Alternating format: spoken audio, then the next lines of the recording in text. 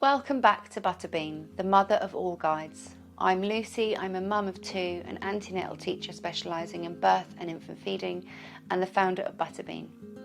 In this video, we'll be talking about coping with baby loss.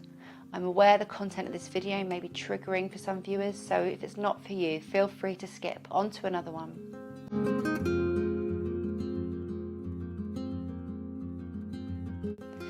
It's so hard for anyone to suffer the loss of a pregnancy, and people around you may not appreciate quite how distressing it is or how long the trauma can last. They may be supportive for a short time and then assume that you kind of just get over it. As a result, it's common for the grieving parent to feel abandoned or that others don't care and that they have no one to talk to about it, all of which is very isolating. If this has happened to you, then I'm so sorry. I'm here to share some reflections on navigating this time. But first, if you're struggling, know that you aren't alone. I've linked some useful support resources to this video for you to explore in your own time. I'm going to speak about miscarriage for a moment. Miscarriage is the most common form of pregnancy loss and the least emotionally understood. The word miscarriage doesn't quite succeed in articulating what has happened. What feels like a rather passive word actually refers to the loss of the baby you were expecting and celebrating. To say it like that immediately explains why you may be feeling so devastated.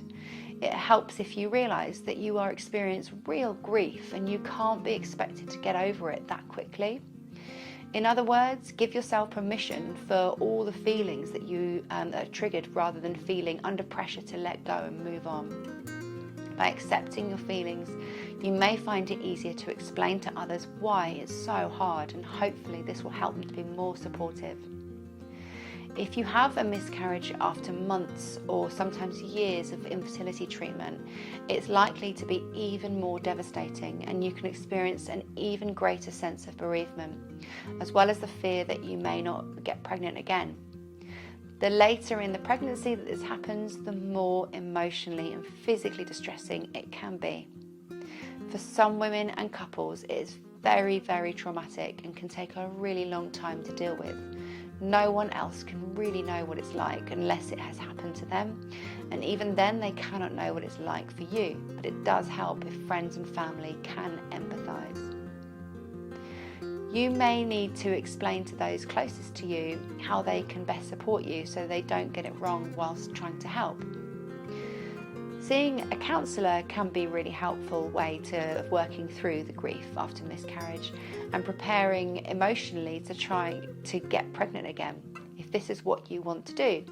Understandably, you are likely to feel extremely anxious, especially around the time that you lost the previous pregnancy, and a counsellor can support you through this, as well as work out strategies with you to make it more manageable. Writing about your experience in a private journal or diary can help you to put your feelings into words and understand them better. Don't expect yourself to be able to socialise with other pregnant women or couples for some time, and when you do, plan it in small steps, checking in with yourself about how it has affected you. And of course, be very kind to yourself so that you can rebuild your resilience and physical well-being slowly but surely. Take your time to heal rather than trying to live up to other people's expectations of when you should be feeling more yourself again. You can't expect to forget that you lost the baby you might have had, but with support and time, many women and couples find they can assimilate it into their life story, a sadness that comes and goes but doesn't affect the full enjoyment of their lives.